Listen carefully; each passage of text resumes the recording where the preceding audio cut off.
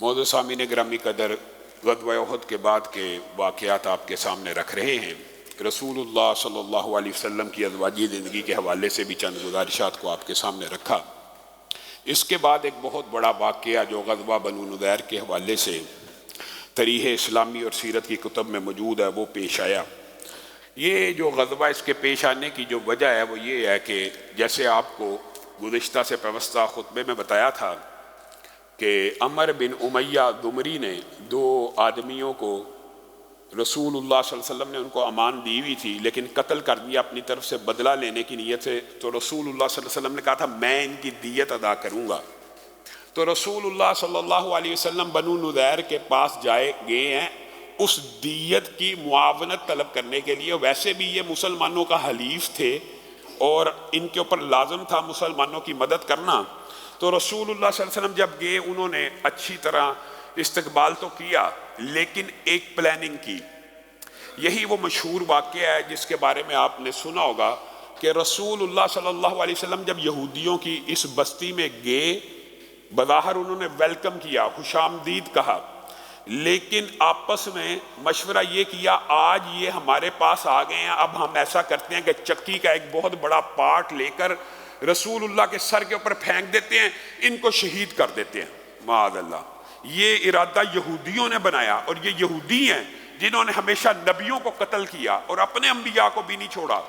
رسول اللہ صلی اللہ علیہ وسلم کے قتل کی جو سازش بپا کر رہے ہیں تو اللہ رب العزت نے آسمان سے جبریل امین کے ذریعے انہیں اطلاع دے دی۔ رسول اللہ صلی اللہ علیہ وسلم کو اطلاع مل گئی اور واللہ یعصمک من الناس کی عملی تفسیر بھی پیش ہو گئی کہ اللہ نے رسول اللہ سے یہ وعدہ کیا تھا کہ میں لوگوں سے تجھے بچا دوں گا۔ تو رسول اللہ صلی اللہ علیہ وسلم یہ بھی قرآن پاک میں اللہ تعالیٰ نے اس واقعے کا بھی ذکر کیا کہ اس وقت کو یاد کرو جب ایک قوم تمہاری طرف ہاتھ بڑھا رہی تھی تو اللہ تعالیٰ نے ان کے ہاتھوں کو روک دیا تمہیں اطلاع دے کر۔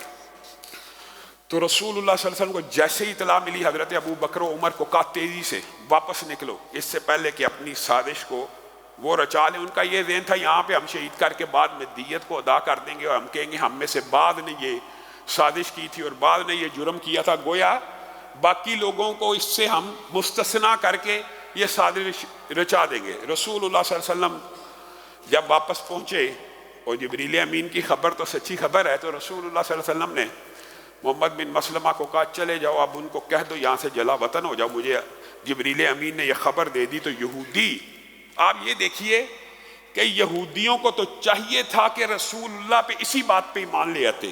کیسے کہ رسول اللہ کو کیسے پتا چلا ہماری سازش کا؟ یعنی رسول اللہ نے جب محمد بن مسلمہ کو بھیجا کہ ان کو بتا دو کہ رسول اللہ کو تمہاری وہ ساری سازش کی خبر مل گئی کہ تم چکی کا ایک پارٹ میرے اوپر گرانا چاہتے تھے، اب حقیقت بتائیے اگر ذرہ برابر بھی عقل اور فہم اور شعور ہوتا تو ایمان قبول کر لیتے کہ رسول اللہ کو ظاہر اللہ کے علاوہ کوئی خبر دے نہیں تھا سکتا، لیکن غصے میں آ گئے، تعصب میں آ گئے، ہم یہاں سے جلا وطن ہوں گے، ہمارا علاقہ ہے، ہماری زمین ہے۔ اور محمد بن مسلمہ کہنے لگے آپ اس قبیلے کے ہیں، ہمیں ہرگز یہ امید نہیں تھی کہ آپ جیسا شخص ہماری جلا وطنی کی خبر لے کے آئے گا۔ تو محمد بن مسلمہ نے کہا اسلام قبول کرنے کے بعد دل بدل گئے ہیں، اب میرے سے یہ بات مت کرو کہ میں کس قبیلے کا ہوں، اسلام قبائلی تعصب کو پاؤں کے نیچے رون دیتا ہے، بس نکلو۔ رسول اللہ کا حکم آ گیا، وہاں سے عبداللہ ابن ابی نے ان کو پیغام بھیجا تم نے ہرگز جلا وطنی کو اختیار نہیں کرنا، میں یہاں سے رسول اللہ کے خلاف سازشیں کروں گا، ان کے قدموں کو کمزور کروں گا، وہاں تم ڈٹ جانا۔ رسول اللہ کے ساتھیوں کی کیا جرت، معاذ اللہ، یہ عبداللہ ابن ابی ابھی بھی باز نہیں تھا آیا کہ ان کی کیا ہمت ہے کہ وہ تمہیں جلا وطن کرے، ڈٹ جانا۔ تو وہ ڈٹ گئے اس کی باتوں میں آ کے۔ تو رسول اللہ صلی اللہ علیہ وسلم جس بات کا پختہ ارادہ کر لیتے تھے اسے ہمیشہ پایہ تکمیل تک پہنچاتے تھے۔ فوراً تیزی سے بنو نضیر کے تعاقب میں نکلے، ان کا گراؤ کیا۔ جب گراؤ کیا، یہ وہ مشہور واقعہ ہے۔ ویسے بھی آج اگر آپ سب ساتھی یہ واقعہ سننے کے بعد قرآن پاک کی ایک سورت ہے سورت حشر، وہ پڑھیں گے تو آپ کو اس کا ترجمہ پڑھ کے مزہ آ جائے گا اور آپ کو یہ سارے کا سارا واقعہ سمجھ آ جائے گی۔ اور اللہ رب العزت نے سورت حشر میں جس ترتیب سے تقسیم سے ان باتوں کو بیان کیا وہ آپ کو یاد بھی ہو جائیں گی۔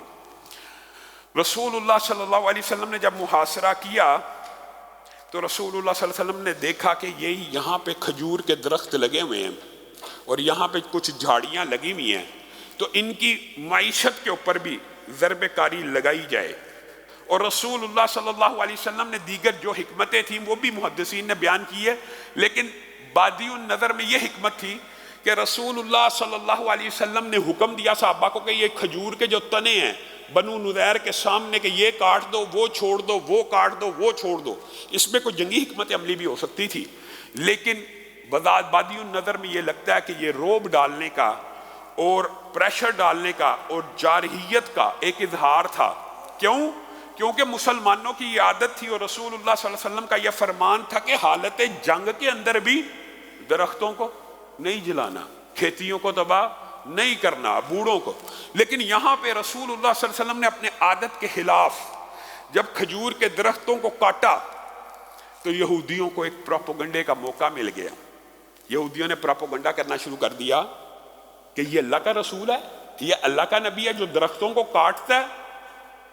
یہ صحابہ کے دماغ میں وسوسہ ڈالنے کی کوشش کی۔ سورہ حشر آج آپ جا کے پڑھیے، اس سورت کو بعض صحابہ اور ابن عباس کیا کہا کرتے تھے، اس سورت کا نام سورت حشر نہیں بلکہ کیا ہے، سورہ ہے بنو نذیر ہے۔ ہاں ایک ایک سورت کے مختلف نام ہیں لیکن ہم اس چیز سے غافل ہیں، کئی سورتوں کے مختلف نام ہیں، سورت دہر، سورت انسان، سورت اسراء، سورت بنی اسرائیل وغیرہ وغیرہ ہے، یہ ایک لمبا چوڑا الگ موضوع ہے۔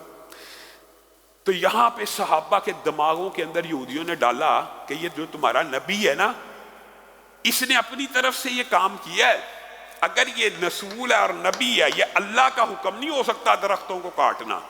یہ مغالطہ صحابہ کے دماغ میں ڈالنے کی کوشش کی کہ حدیث نبوی، قول نبوی اللہ کا فرمان نہیں ہو سکتا، اللہ کا حکم نہیں ہو سکتا۔ آج معاشرے میں جتنے فتنے ہیں اسی ایک بنیاد کے اوپر ہیں کہ حدیث رسول اللہ کا فرمان نہیں، حدیث رسول اللہ کی بات نہیں، حدیث رسول اللہ کا حکم نہیں، حدیث رسول اللہ کی طرف سے نہیں ہے۔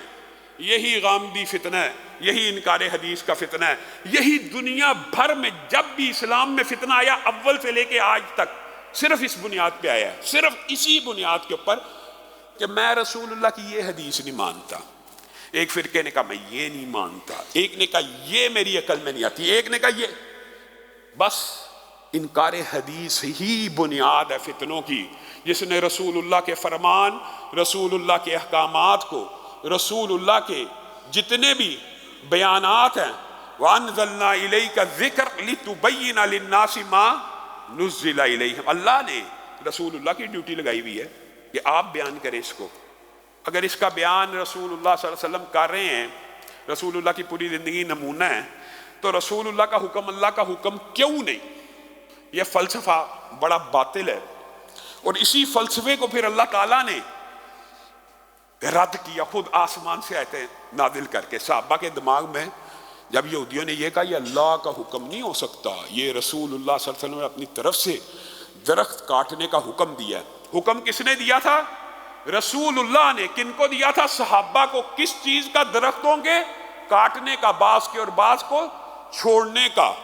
اب جب وسوسے دماغ میں آ جائیں پھر کلیئر کرنے پڑتے ہیں، پھر اشکالات، سوال کا پیدا ہو جانا اچنبے کی بات نہیں ہوتی، لیکن اس سوال کو دور کرنا، جن دلائل سے دور کرنا، طریقے سے دور کرنا، احسن مجادلے کے ذریعے، مکالمے کے ذریعے دور کرنا، اللہ تعالیٰ نے بھی یہاں پر قطعی ایک آیت کو نازل فرما دیا، اور رسول اللہ صلی اللہ علیہ وسلم کا مقام و مرتبہ متعین بھی کیا، اور قیامت تک کے لیے رسول اللہ کے لیے ایک بات کو خاص بھی کر دیا۔ وہ کیا؟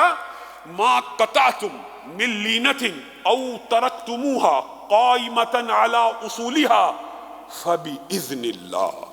جو تم نے درختوں کو کاٹا ہے، جو تم نے درختوں کو چھوڑا ہے، ما قطعتم من لینۃ او ترکتموها قائمۃ علی اصولها، یہ تم سمجھتے ہو کہ تم نے رسول اللہ کی وجہ سے کاٹے ہیں، رسول اللہ کی وجہ سے چھوڑے ہیں؟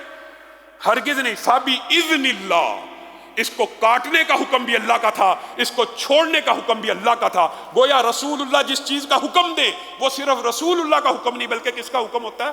اللہ کا۔ فَبِإِذْنِ اللَّهِ، ایمانداری سے بتائیے گامدی صاحب، فَبِإِذْنِ اللَّهِ، یہ اللہ کے حکم سے ہے۔ آپ کہتے ہیں اللہ کے جو حکم ہوتے ہیں، احکامات ہوتے ہیں، اوامر ہوتے ہیں، وہ قرآن پاک میں ہوتے ہیں اور حدیث میں نہیں ہوتے۔ بتائیے، منکرین حدیث سے اس بات کا سوال کیجئے، اللہ نے یہاں پہ کہا فَبِإِذْنِ اللَّهِ، اللہ کے حکم سے۔ وہ حکم کہاں ہے پورے قرآن پاک میں؟ اٹھا کے دکھا دیجئے جہاں پہ اللہ نے کہا ہو فلاں جگہ کا درخت کاٹو، فلاں جگہ کا چھوڑو، وہ حکم کہاں ہے؟ یہ خبر تو قرآن پاک میں ملتی ہے کہ نہیں تھے انہوں نے کاٹے، نہیں تھے انہوں نے چھوڑے۔ جو حکم تھا کہ یہاں سے کاٹو، یہاں سے چھوڑو، وہ کہاں ہے؟ فَبِإِذْنِ اللَّهِ۔ منکرین حدیث کا سب سے بڑا اعتراض یہی ہوتا ہے نا کہ احکامات، اوامر اور نواہی ہے، یہ بھی ایک لمبی چوڑی بحث ہے، لیکن یہاں پہ بات آئی ہے تو سمجھنے کی ضرورت ہے۔ رسول اللہ صلی اللہ علیہ وسلم کے حکموں کو اللہ تعالیٰ نے اپنا حکم قرار دیا ہے۔ رسول اللہ کے بیان کو، اس قرآن کے بیان کو، اس قرآن کے بیان کو اللہ رب العزت نے کتاب اللہ کہا ہے۔ اس قرآن کے بیان کو، کتاب اللہ سے ایک مراد یہ قرآن ہے، اور کتاب اللہ سے ایک مراد رسول اللہ کا بیان ہے۔ ہم نے یہ تو سمجھ لیا کتاب اللہ قرآن ہے، لیکن رسول اللہ کے بیان کو کتاب اللہ نہ سمجھا۔ یہ اگر ہم سمجھ جائیں تو ہمیں پتہ چل جائے رسول اللہ کا ہر حکم اللہ کا حکم ہے، رسول اللہ کا ہر بیان قرآن کتاب اللہ ہے، رسول اللہ کا ہر بیان قرآن کتاب اللہ ہے، اور یہ قرآن پاک سے بھی ثابت ہے اور احادیث سے بھی ثابت ہے۔